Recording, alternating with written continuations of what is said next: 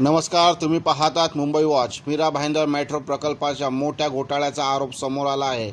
जे Kumar infra project या कंत्राटदारावर गंभीर आरोप करण्यात आले असून राज्य सरकारने चौकशीची घोषणा केली आहे।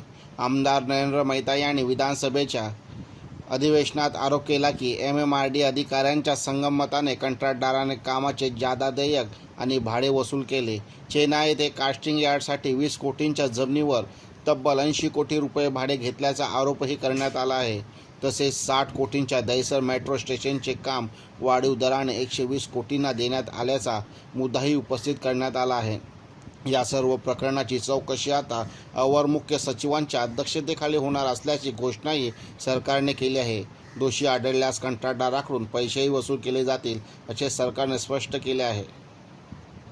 सर, लक्षवेधी क्रमांक 4 वितरित केल्याप्रमाणे अध्यक्ष महोदय, शासनाचा महत्वाकांक्षी प्रकल्प मेट्रो मीरा भाईंदरमध्ये मेट्रोला सुरुवात झाली 2019ला, जवळजवळ 2026 हा प्रोजेक्ट खूप रखडलेला आहे आणि ह्याच्यामध्ये मोठ्या प्रमाणात गैरव्यवहार आणि भ्रष्टाचार झालाय। उदाहरण सांगायचं हे उघडीस आलं ज्यावेळी आंतरराष्ट्रीय दर्जाचा एक ब्रिज आपण बघितला असेल की 4 लाईनचं ब्रिज सुरुवात होतो आणि 2 लाईन त्याचं लँडिंग होतो। असं पूर्ण जगात आंतरराष्ट्रीय स्तरावर कुठेही असं ब्रिज बांधलेलं नाही। हा ब्रिजची डिझायनिंग कोणी केली? अधिकाऱ्याने त्याने का करू दिलं किंवा कॉन्ट्रॅक्टरने आपल्या मर्जीने केलं? हा टेंडरमध्ये होता, DPR त्यांनी तयार केला? अशा अनेक प्रश्न आहेत। साहेब, माझे 4 प्रश्न आहे। मी डायरेक्ट पॉइंटेड प्रश्नावरच येईल की MMRDची जबाबदारी आहे की ठेकेदाराला जागा उपलब्ध करून देण्याचा कास्टिंग यार्डसाठी जे कुमार ह्याला जागा दिली गेली चेन्नईला। आता जागा कोणाची? स्वतःसाठी जागा भाड्यावर घेतली, ठीक आहे, तो त्याचा प्रश्न आहे। MMRDने त्याची जागा घेतली, त्या जागा विकत घेतली असती शासनाने तर त्याची किंमत होती साहेब 20 करोड रुपये।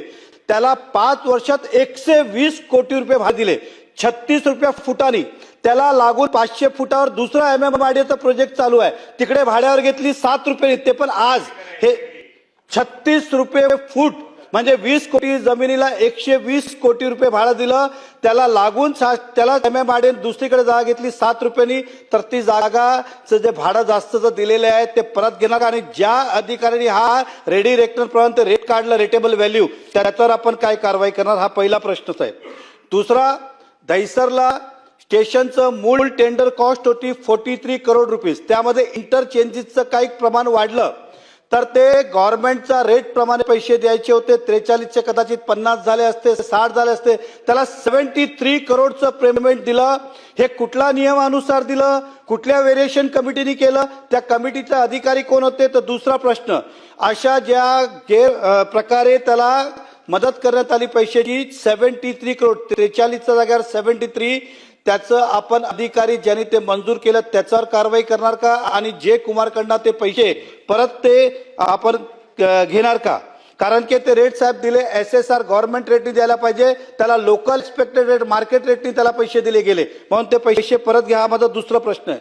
तिसरा, कासरवाडली गायमुख एक नवीन फ्लायओव्हरला मंजुरी दिली, त्याला कुठलंही टेंडर नाही, काय नाही, डायरेक्टच व्हेरिएशन प्रमाणे त्याला काम दिलं। म्हणजे हा असं झाला की एखादा जसं जागा मालक झोपडा बांधतो, वॉचमॅनला आपण ठेवलं, त्याला जायला घर दिलं, त्याने हळूहळू सगळं जागा हडपली, तसंच MMRDने एक कॉन्ट्रॅक्ट काय दिलं, त्या व्हेरिएशनच्या नावावर 100 कोटीचे 1000 कोटीपर्यंत कामं तो घेऊन गेला। तर गायमुखला आपण एवढी काय घाई होती की विदाऊट टेंडर त्याला एवढं मोठं ते दिला, आता त्याला रेट कुठले धरले, त्याला कॉम्पिटिशन रेट का आलं, ह्याचा आता जबाबदार कोण? हा तिसरा प्रश्न मॅडम। चौथा प्रश्न माझा सर आहे की मीरा भाईंदरला एकूण 4 फ्लायओव्हर आहे, त्यामध्ये टेंडर कॉस्ट आहे 217 करोड आणि आमच्या माहितीप्रमाणे त्यांनी बिल पुटअप केले 600 समथिंग करोड, म्हणजे 620 करोड। 217चा 620 करोड हे समजलं नाही। त्यामध्ये एक ब्रिज जो आपण मागितलं ओव्हरऑल वर्ल्ड मध्ये तो व्हायरल झाला, त्या ब्रिजची डिझायनिंग कोणी केली, ह्याला कार्य आदेश कोणी दिला होता? जे कुमार हा आपल्या मर्जीप्रमाणे जसं वाटेल तसं काम करतो। आता MMRDचं ऑफिसला मॅडम आम्ही गेलो तर असं वाटतं MMRDचं नाही, जे कुमारचं ऑफिस आहे, सगळे अधिकारी जे कुमारसाठी काम करतात असं स्पष्ट दिसून आलंय। त्यानंतर साहेब 5 प्रश्न एक लास्ट प्रश्न साहेब, सेम स्टोरी ही त्याची मेनू प्रॅक्टिस आहेत, हे आपण इन्क्वायरी केली पाहिजे. आपण ह्याला 2B ला 560 कोटीचं टेंडर त्याला विदाऊट टेंडर काम दिलं व्हेरिएशन मध्ये. त्या काय कारण होता तर कामामध्ये घाई होती. आज 1.25 वर्ष झालं काम तर पूर्णच न झालं, मग ते 560 करोड रुपये टेंडर त्याला आपण 2B साठी दिलं. त्याचं कारण काय तर मॅडम ह्या सर्व गैरव्यवहार. पहिला प्रश्न होता आपण रेंट परत घेणार का. दुसरा प्रश्न होता दहिसरचा आपण 73 करोड दिले ते आपण LAR रेटनी दिले, SSR रेटनी परत पैसे परत घेणार का. तिसरं गायमुखचं फ्लायओव्हर जो विदाऊट टेंडर मंजूर केला त्याच्यावर आपण कारवाई करणार का. आणि मीरा भाईंदरला 217 कोटी टेंडर आहे, त्या डिझाईन मध्ये जो फरक आला त्याला जबाबदार कोण याची उत्तरं द्यावी.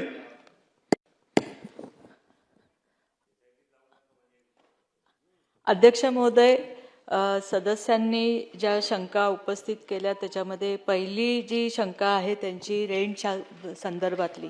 अध्यक्ष महोदय, हे ॲक्च्युली खरं आहे की जागेची जी किंमत आहे ती साधारण आपल्या नियमानुसार जेव्हा 20 वर्षाचं भाडं आपण धरतो तर 20 वर्षामध्ये जागेच्या किंमत वसूल होणं हे नियम आहे. त्याप्रमाणे खरं तर आपण भाडेमूल्य ठरवतो. अध्यक्ष महोदय, इथे असं निदर्शनास आलेलं आहे आणि जो भाड्याचा रेट आहे तो महिन्याचा लावायचा का दिवसाचा लावायचा ह्याच्यामधल्याचं अनिश्चिती दिसून येते. जर प्राथमिक मी ज्याच्यामध्ये आत्ता ब्रीफिंग घेतलं तर अध्यक्ष महोदय या संदर्भातली चौकशी निश्चितपणे केलं जाईल की आपण एवढं भाडं म्हणजे त्याची किंमत आहे रेडी रेकनर मार्केट रेटनुसार 43 कोटी रुपये त्या कास्टिंग यार्डची किंमत आहे. दुसरं अध्यक्ष महोदय की आपण जागा पुरवणं MMRDAनी जरुरी होतं ते पण पुरवलेली नाही आहे याच्यामध्ये. आणि हे भाडे जर त्यांनी जे दिलेलं आहे त्याच्यामध्ये आपण निश्चितच एक चौकशी करू आणि जर त्या कॉन्ट्रॅक्टरला आपण जास्तीचं MMRDAने भाडं दिलं असेल तर ते निश्चितपणे परत घेण्याची कारवाई करू. त्याचप्रमाणे अध्यक्ष महोदय, जे ब्रिज संदर्भातलं होतं, जे 2 ब्रिजचं काम होतं आणि ते व्हेरिएशनमध्ये आपण त्याच्यामध्ये 4 ब्रिज प्रपोज झाले, पण ज्याची किंमत अध्यक्ष महोदय वाढली तर साधारण आपल्याला 20% पर्यंत किंमत वाढवता येते. त्याच कॉन्ट्रॅक्टमध्ये आपल्याकडे ही किंमत एक 10.30% वाढली आहे. त्यामुळे आपण ते त्याच टेंडरमध्ये ते काम त्याला दिले, आपल्याला दुसरं टेंडर काढायची गरज लागली नाही अध्यक्ष महोदय. त्याचप्रमाणे जे कामासाठी जो उशीर झाला होता अध्यक्ष महोदय त्याच्यामध्ये बरेचशा गोष्टी होत्या. जे हायवेचा टोल नाका, दहिसर टोल नाका हरवणं, NHIच्या परमिशन होत्या, इलेक्ट्रिसिटीचे शिफ्टिंग होते, तर त्यामुळे त्याच्यामध्ये आपल्याला कामाला विलंब झाला आहे. त्याच्यामुळे त्याच्या काही ठिकाणी किंमत पण वाढली अध्यक्ष महोदय.